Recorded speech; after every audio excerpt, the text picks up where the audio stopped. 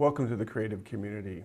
I'm your host, David Starkey, and my guest this time is Shirley Gyok Lin Lim, poet extraordinaire and also academic and person who's done so many things. Shirley, it's a great pleasure to have you here. Thank you. I'm so honored to be here. Yeah, I mean, I feel bad that this is the first time you've been on the show, which you didn't even know existed. Yes, unfortunately, I'm in some ways a reclusive. Right. In other ways, I'm overextended socially. Right, yeah. Well, that's an interesting thing, and we're going to talk a little bit about Santa Barbara. I mean, that's kind of the nature of the show. But you kind of hold that interesting position here in Santa Barbara because you're an internationally renowned poet, but you're also, as you said, you're someone who wants to kind of protect her own time, I think.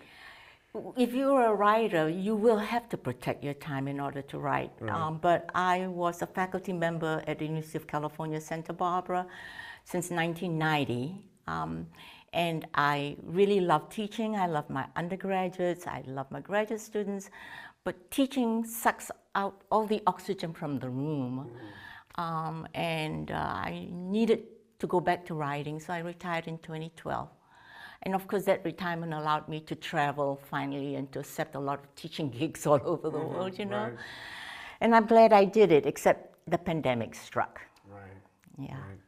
So when you suddenly had that extra time, were you mostly writing poetry?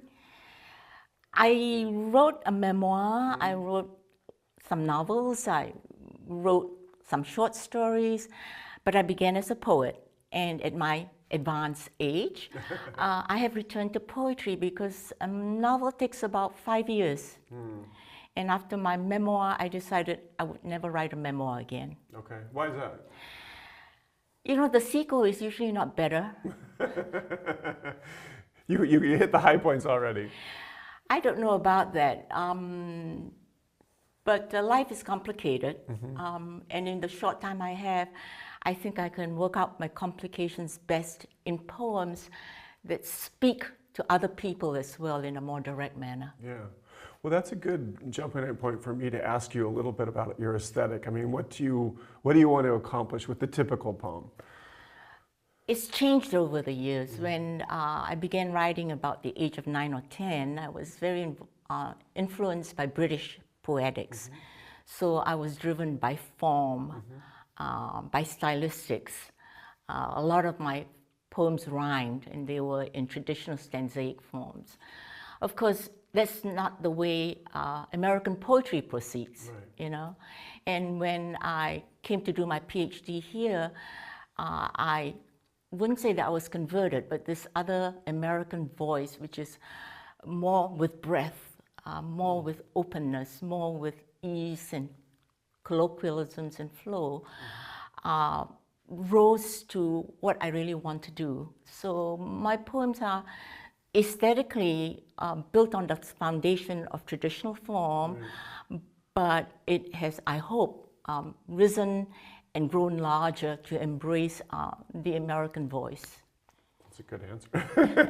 Who were some of your touchstones, your lodestars when you were in your British phase and then when you kind of came to America? Oh, my lodestar, my British phase was Lord Tennyson, you know. A great ear. Thomas Hardy. All the canonical figures you can think of, because I was raised in a British colonial education system. And so we read the canonical writers, and those were the writers I learned to love. But then when I came here, of course, there was William Carlos Williams. I love teaching him to my students because, you know, everything depends upon a red wheelbarrow, right? And of course, I was open to a lot of the feminist poets, Denise Levertov, Elizabeth Bishop. And then now, of course, I love someone like Szymborska, the Nobel Prize winning, you know, poet that speaks so much to me because she's all about the freedom of the individual against fascism. And that kind of politics, especially in the United States of the last decade or so, shows me a way forward with courage at a time then where I am really most intimidated. Well, and let's talk a little bit about that. I mean, what function do you think poetry plays in public life? You know, Dana Joyce said at one point, and he might have shifted his position a bit, that he thought that poetry should be able to speak to the general public. Mm-hmm. I think most poets would like their poems to be able to speak to the ordinary reader. And the ordinary reader is very often afraid of poetry because they think it's too obscure, it's too difficult, it makes them feel kind of not so smart. Mm-hmm. And the poems that really appeal to the ordinary reader are the poems that are, you know, easy to digest and that make them feel good. Right. But most poets, of course, write out of unhappiness and anxiety, you know, and who wants to read something that makes you feel miserable? Right, right. But I think there are certainly poems that have a sense of I mean, Elizabeth Bishop, I think, kind of does that too. You know, I frequently feel, not that anybody really reads poetry anyway, but if there were an ordinary reader who picked up her work, I think they could say, oh, I understand this. And she certainly had a long streak of depression that she was dealing with her whole life, but I think her poems often have a sense of optimism and play and light. Yes, yes. Playfulness is really a strong feature of poetry, and the ordinary reader does not know that poetry is playful. And when they discover it, especially when they are younger, then they fall in love with poetry, which is why teaching poetry to young children is really important.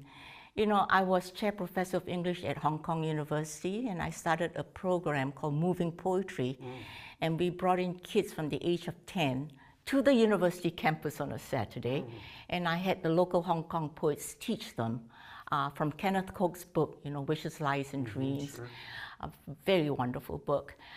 And the young people learned to play with poems, and they so much enjoyed it, you know. They wrote poems about food, they wrote poems about little toys. We gave them little bunnies, you know, that they could relate to. And it was such a wonderful, joyous kind of venture that is continued on in Hong Kong, and then led to a lot of changes in the way that English got taught in Hong Kong.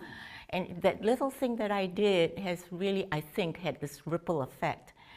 In fact, the tourism board had their buses, you know, have some of the children's poems on the bus side. Isn't that something? That's fabulous, yeah. Yeah.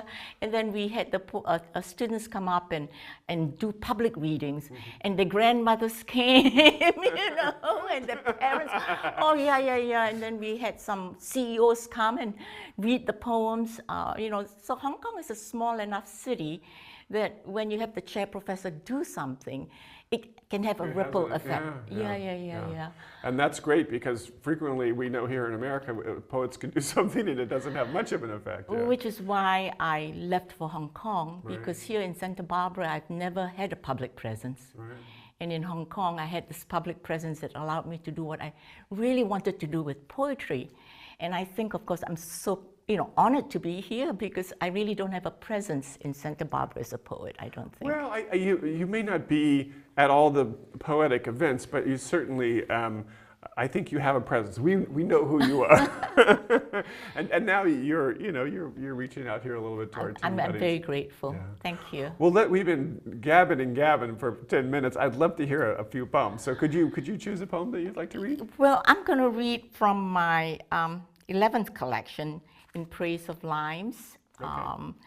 And the first section is really called Passing Through, and it's a sequence poems beginning with the year and ending with the end of the year. Okay. And I'm going to begin with the first poem called Santa Barbara Rain. Okay. As you know, we've had suffered a great deal from drought, and there was a time when there was drought for 7 years. And supposed to be the worst drought in the recorded history of the country, of the state. Yeah. So, morning after the rains, blossoms pop up, yellow among the weedy tendrils, white in the citrus messy branches, scarlet burning bush plums budding, purple in the sage, and orange, orange, orange poppies to say, "Hello, California."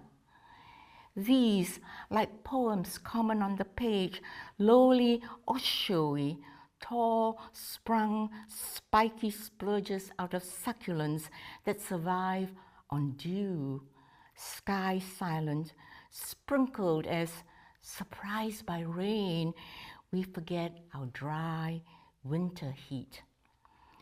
Poetry needs rain in drought years, like creeks need rain to murmur, like dried sticks need rain to root, and roots to be the trees written in their memory. Like angels need rain to praise heaven, like babies need rain to raise their sippy cups, like the poppy needs rain to wave on its stem, like I need rain to write the poem. So that's a beautiful one. Oh, thank you, thank you. You know, as you're reading too, as a fellow poet, I'm hearing all this alliteration and this great use of long vowels. So the rain it comes as it gets repeated as a word, and you hear those other A's and I's and E's. It's a very comforting poem. I'm so glad you're able to pick up the sound of the poem. You know, I still have a different accent from the Midwestern American accent, and have to confess that once I was refused a job in a place to teach creative writing because the poet there said that I could not possibly teach the Hmong students because I don't speak English like an American. Oh, wow. Right. But there are ways of speaking American English without having to speak like a Midwesterner. Well, I think there's a lot of American Englishes for sure, and yours one of them, you know. Yeah. Thank you, thank you. Yeah, so that's a poem that I do, we were talking about the quote-unquote ordinary reader. I think that someone could listen to that if they were paying attention. I think they would get that. Yeah. I've only finally learned to read my own poems because I suffer a lot from anxiety. And in the past when I was asked to read, and I was asked to read a lot all over the world, you know, I wouldn't be a very good reader of my poems because I would be anxious. And it was only in the last 2-3 years I listened to someone I think called Lawrence Kirk. And he read Santa Barbara Rain, and it was on YouTube. And I listened to it and I thought, that's a beautiful poem. I wonder who wrote that. How come I never read it like that? And I listened to him a couple of times and I said, I'm going to learn to read like Lawrence Kirk. Oh. So what did you do? I practiced. Oh, it's practice. Yeah. Well, that was a really good reading. Let's go and jump in. Let's hear another poem. You know, I'm going to read the titular poem in praise of limes. Okay. And I'm going to read it without any opening comments first. Okay. And this is in my neighborhood, so it's an actual poem that comes out of experience. Come late March, the limes appear on sidewalks where we pick 2, 3, or 5 most mornings for our breakfast table. Careless branches drop sweet, sour, green, yellow fruit like flinging gum to a crowd all through April and May, until neighbors tire of plenty, accepting the newcomers for whom decades passing, plenty remains a miracle. Each day unexpected, each morning miraculous sunrise in a new country. Although want blows like Santa Anna's, sparking ashes on roof shingles, lounges and awnings under dry fronds above bungalows. Although coyote lairs and brittle eucalyptus burn. Although in uneasy zigzag land rifts. Although thirst and desert brown the homeless children of plenty. Although new and old split apart, unknown to each other, we will persist in praising the lime tree spring, newcomers to our town, too many for us, for the breaking earth to tear down. And you know, limes, which are everywhere in Santa Barbara, right, and in my neighborhood, are non-native to America. They came from Southeast Asia, where I come from. Right. So, you know, in praise of limes is really saying in praise of immigrants. Right. And despite the wildfires, despite the earthquakes, right, immigrants really adore the new country. They love California. Yes, Yeah. We fall in love with Yeah. the country. Well, it's interesting too because that poem begins in our shared neighborhood of Nolita. Correct. We live in the same neighborhood. Yeah, so which is a gorgeous place. Beautiful. And a place in general of comfort and you know, prosperity. But the poem doesn't stay there. It moves out beyond that. You know? Well, you know, Goleta is really known as the good land. Right. And that's what it is. But it's just not Goleta is the good land. California is the good land. Right. And bless my heart, I think all of the United States is still the good land, the shining city on the hill. Right. Well, let's shift in a little bit. You mentioned earlier Denise Levertov as a person who was influential to you, one of the most political poets in 20th century American history, I think.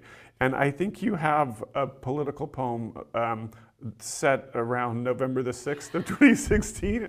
Well, if you will forgive me, I will read my political poem, which appears in the sequence, by the way, because it was part of the year, you know, in the first section. Yes, please. And it's called Cassandra. And for the listeners who may not know it, Cassandra, of course, was a Greek mythological figure whose terrible fate was that she was able to predict the future.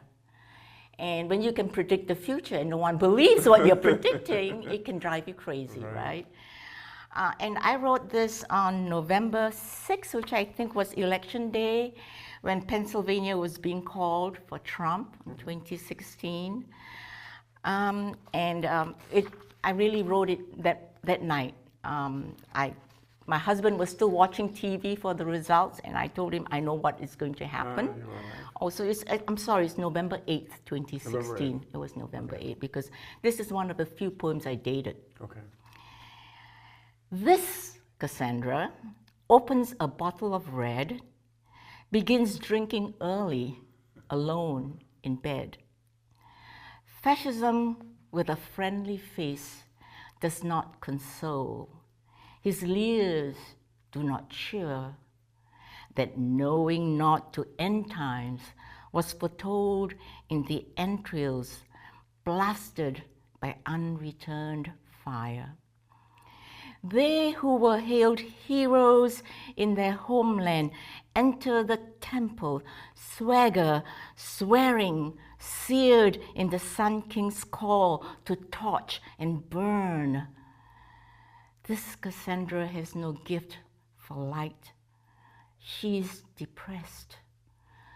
No thanksgiving will lift her day. No deeds already in the doing can be undone. The blood in the sheetings that she sees, the world that's winding down, and none to scare. None can tell. None. And so I find this poem really predicted January 6th. Right. And we have a candidate now that's saying that things are going to be very bloody, openly saying that things are going to be bloody. People being arrested, mass deportations. And 10 million will be deported. Right. The 1 million in the first year of the administration. And as I told you earlier, I'm a rational pessimist. Right. And this is my anxiety now. Yeah.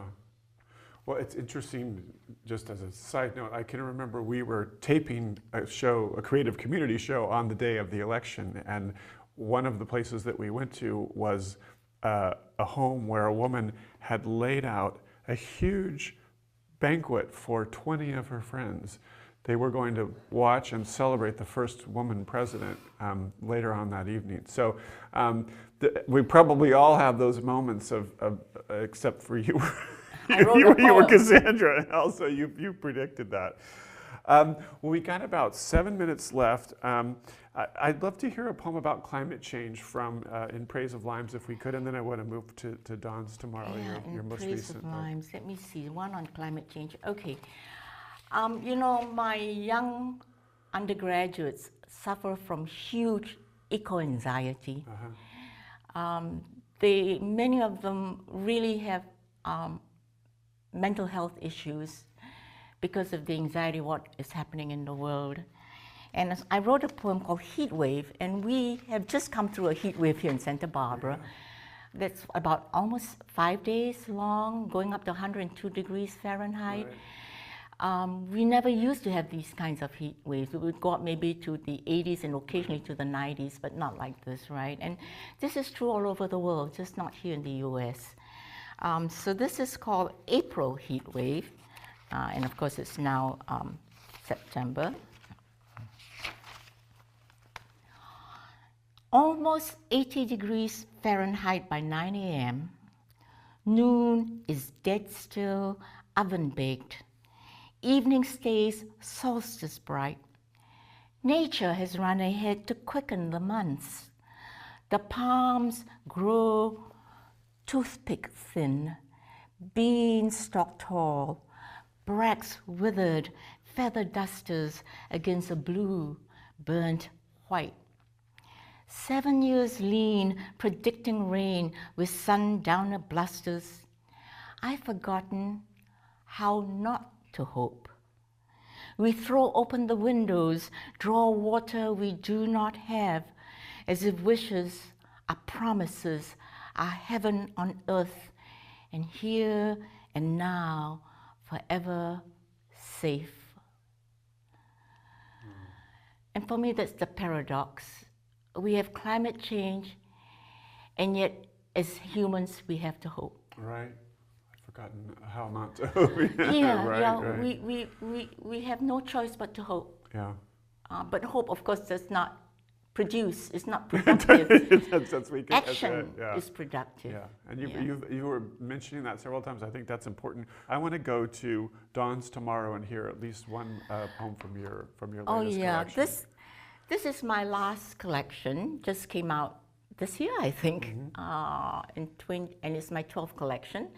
And I'm going to read one poem here, which is a poem about my understanding where I am in the U.S. Okay. You know, I became a U.S. citizen in 1979. And I used to tell my UCSB kids, you know, that I've been an American longer than they have been, right? You know, because they're much younger than I am. The Hudson River School of Painters is the title. And it came when I was going to the Met, and I went to this area which had only the paintings by the Hudson River School of Painters. And this is by one of them. And this was a place that I used to drive by because I lived in Katona in Westchester County for 17 years, and I would be driving back and forth. So I'm very used to this drive. The Hudson River School of Painters is American identity, I was told. Never saw why until that morning at the Met. Catskills, the green-bodied and lively river, twinning on campus, vaster than actual dimensions, oiled depth, receding shadows, West Point, Peekskill, I'd driven past, tight-assed, anxious by 8-wheelers. I'd been killed 9 times over in near crashes. There, 4-framed order secured, America glows. A waterfall rushes, held up by color for all time. The man in the blue coat stands quiet, as I do, gazing at rimmed mountains, clouds roving light, like subdued sheep. Nature sublime, domestication sublime. In these rooms, Hudson River below moves, settles down to nations dark, white, brown, yellow, water, air above, earth underfoot, restless as genius, fixed and flow. And in this poem, I realized that the many years I have in the United States and even here at UCSB as a person who felt out of place and unaccepted, estranged from lots of Americans, remembering going to a concert and looking around and saying to my husband, who's Jewish American, born in Long Island, you know, I've just desegregated this room. I kid you not. Of course now, Santa Barbara has lots of Asians, right? I came here in 1990. There were much fewer Asian Americans than here. This is my poem that is my turn. I've suddenly realized, yes, I have a community. And the community is every citizen in the United States belongs to me, and I belong to them. So whether you will vote for Trump or you'll vote for Harris, whether like 40% of my neighbors have signs for Trump and Pence, and now for Trump and Vance, they're still my neighbors, right? And so this is my poem that says America, whether people like it or not, is dark, white, brown, yellow. And what America really is genius. This is our genius. And it's genius that's not constant. It's genius that flows. So we are fixed by the Constitution, or so I hope. The Constitution is what makes all of us Americans. We the people. That's the Constitution. We the people. But, you know, our genius is also a genius of a country that's always evolving, always changing. And the changefulness, including AI, for example, right? Including Steve Jobs, whose father was a Syrian, including Mark Zuckerberg, who never graduated, you know, who married a Chinese American pediatrician, I think it is, Patricia Chan. People don't recognize that our geniuses in the United States is the genius of America. And for me, this poem tells me that I'm American.